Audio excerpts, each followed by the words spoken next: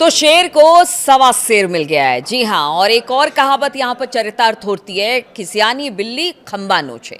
ये Iran America युद्ध में कुछ ऐसा ही देखने को मिल रहा है। नमस्कार, मैं हूं नीलू। तो हम आपको बताएं कि रूस के जहाज अब तेल लेकर ईरान से हॉर्मुज स्ट्रेट से गुजर रहे हैं, लेकिन क्या मजाल कि अमेरिका इन जहाज़ों को रोक दे, क्योंकि ये रूस है। क्या रूस को ऐसा कर पाएगा? और यहाँ पर अब कह रहे हैं कि ईरान सिर्फ युद्ध करना नहीं जानता, बल्कि राजनीतिक कूटनीतिक का भी पूरा पूरा फायदा उठा रहा है। जी हाँ, बात कल ही की है। घटनाक्रम के अनुसार ईरान ने हॉर्मुज जल डमरू मध्य से गुजरने वाले रूस के जहाजों को ट्रांजिट फीस में छूट दी, यानी इससे किसी तरह का कोई कर नहीं लिया और वहां से रूसी जहाज को जाने दिया। दोस्ताना देशों को ये छूट ईरान दे रहा है और वो पहले भी कह चुका है कि जो हमारे साथ हैं उनके लिए सब हॉर्मुज भी खुला हुआ है और छूट भी है। और इसमें रूस है, चीन है और कई सारे देश और हैं जिन पर किसी तरह की कोई पाबंदी नहीं है। अब ये समझिए कि अमेरिका नाकेबंदी किए हुए है हॉर्मुज के आसपास के इलाकों में, और ईरान से जो भी जहाज गुजर रहे हैं उनको तुरंत पकड़ लेता है। उन पर कई बार फायरिंग की है, बम गिराए गए हैं, मतलब तमाम तरह से हथकंडे अपना रहा है। लेकिन जब रूस के जहाज वहां से निकले हैं तो बताया जा रहा है कि अमेरिका कुछ नहीं कर पा रहा है। और क्या वो कुछ करेगा, ऐसा लगता तो नहीं है, क्योंकि रूस को वो जानता है कि अगर एक भी हमला रूस के किसी जहाज पर किया तो फिर इसका खामियाजा अमेरिका को उठाना पड़ेगा। और वो रूस से तो बैर मोल नहीं लेना चाहेगा, क्योंकि रूस देखिए लगातार कह रहा है कि वो ईरान के साथ हैं, चाहे किसी भी तरह से हथियार देने की बात हो, टेक्नोलॉजी देने की बात हो या उसके साथ खड़े रहने की बात हो, रूस लगातार उसकी बात को समझ रहा है। आप देखिए लगातार प्रतिबंध खेल रहे हैं जो ट्रंप हैं, वो तमाम देशों पर प्रतिबंध लगा रहे हैं कि अभी आप ईरान से किसी तरह का कोई तेल या कोई व्यापार नहीं करेंगे, वरना फिर आप पर हम कर लगा देंगे, शुल्क लगा देंगे, तमाम तरह के सैंक्शंस लगा देंगे। लेकिन इसके बावजूद रूस वहां से निकल रहा है, लेकिन ट्रंप कुछ नहीं कर पा रहे हैं और ये एक राजनीतिक कूटनीतिक ईरान की कही जा रही है। आप देखिए इसी बीच जो खबर आई है यहाँ जहाँ से रूस के जहाज स्ट्रेट ऑफ हॉर्मुज से गुजरे हैं, इसको मॉस्को में ईरानी राजदूत काजिम जिलानी ने रूसी मीडिया को ये बताया है कि हाँ वहाँ से निकले हैं और हॉर्मुज से रास्ता रूस को दिया गया है, वो भी बिना किसी शुल्क के। और देखिए हॉर्मुज मार्ग से निकलने के बाद अब ट्रंप कुछ नहीं कर पा रहे हैं, लेकिन हमने क्यों कहा आपको कि खिसियानी बिल्ली खंबा नोचे। तो अब जहां पर उन्हें लग रहा है कि ईरान को किसी तरह से डैमेज किया जा सकता है, वहां पर वो डैमेज करने की कोशिश कर रहे हैं। और इसी की तर्ज पर अब बताया जा रहा है कि ट्रंप प्रशासन ने चीन की एक बड़ी तेल रिफाइनरी पर प्रतिबंध लगा दिया है। देखिए रूस को वो कुछ नहीं कर पाए वहां पर, क्योंकि अगर हमला करेंगे तो रूस उनको मुंह तोड़ जवाब देगा। और इसीलिए ईरान ने अब रूस को आगे कर दिया है कि मारिए, अब कैसे मार सकते हैं रूस को। बाकी जो छोटे छोटे मुल्क हैं उनको तो आप लगातार उनके जहाज़ों को टारगेट कर रहे हैं, लेकिन रूस को कैसे? तो अगर वहाँ बात नहीं बनी तो यहाँ पर चीन में तेल रिफाइनरी पर प्रतिबंध लगा दिया, क्योंकि उसने अरबों डॉलर का ईरानी तेल खरीदा था।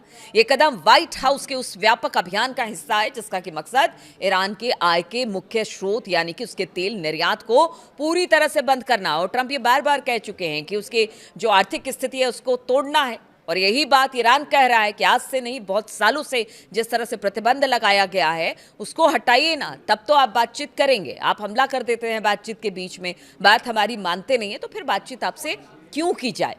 अमेरिका के वित्त विभाग ने कहा कि उसने हेंगली पेट्रोकेमिकल रिफाइनरी जो चाइना की है उसे निशाना बनाया और उसमें कच्चे तेल और पेट्रोलियम पदार्थों के लिए ईरान के सबसे बड़े जो ग्राहक हैं उनको एक तरह से कह लीजिए कि उन पर प्रतिबंध लगाया है। यानी अब ईरान से अगर वो तेल खरीदेंगे तो फिर कार्रवाई होगी।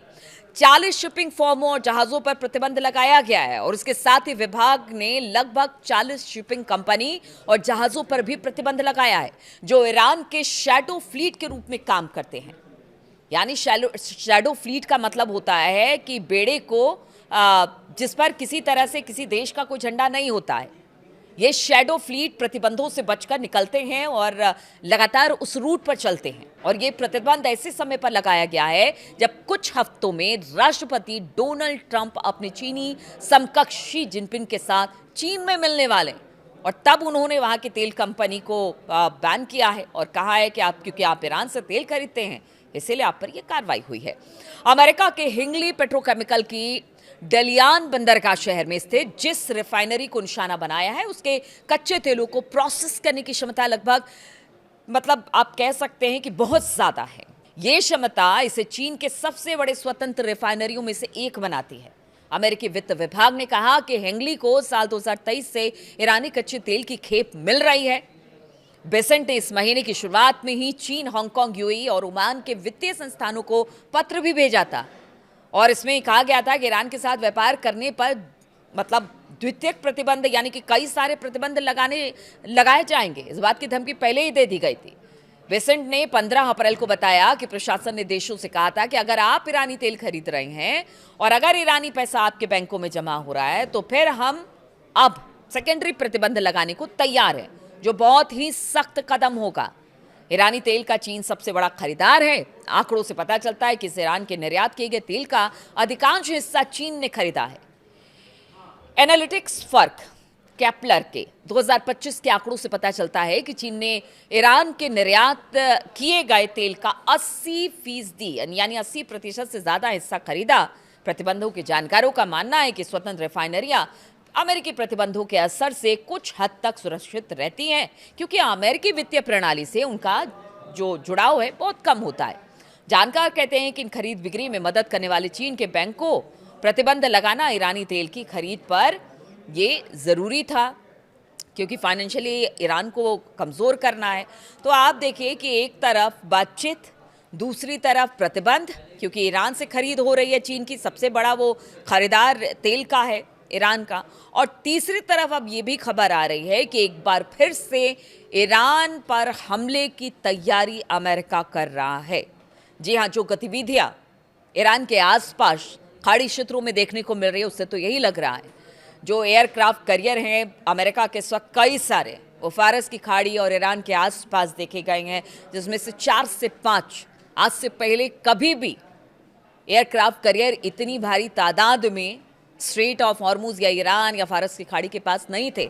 और दूसरी तरफ बताया जा रहा है कि इजराइल में भी जो फ्यूल भरने वाले जहाज हैं उनकी संख्या 14 से 15 बताई जा रही है। कई फाइटर प्लेन्स इस वक्त तेल अवीव में देखे गए।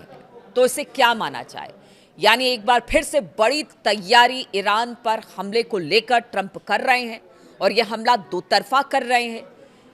ईरान की कमर भी तोड़ रहे हैं फाइनेंशियली और दूसरी तरफ एक बार फिर से बातचीत की बात हो रही है, लेकिन युद्ध की तैयारी भी दिखाई दे रही है क्योंकि चीन और बहुत सारे देशों ने कह दिया है कि ईरान को तुरंत खाली कर दिया जाए।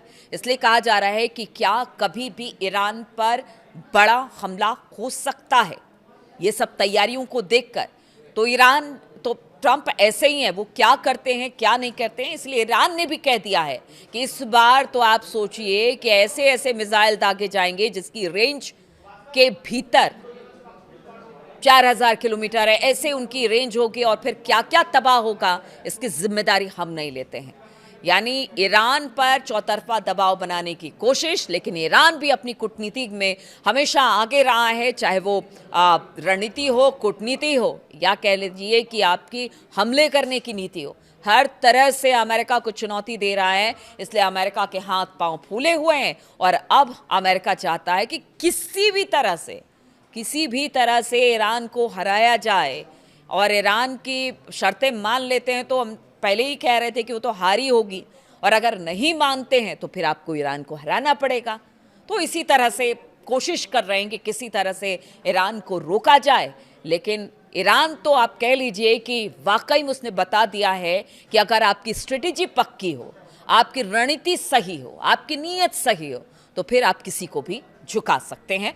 ट्रंप क्या चीज़ है या अमेरिका क्या चीज़ है। तो मेरे साथ इस वीडियो में शामिल होने के लिए बहुत बहुत शुक्रिया आप सभी का।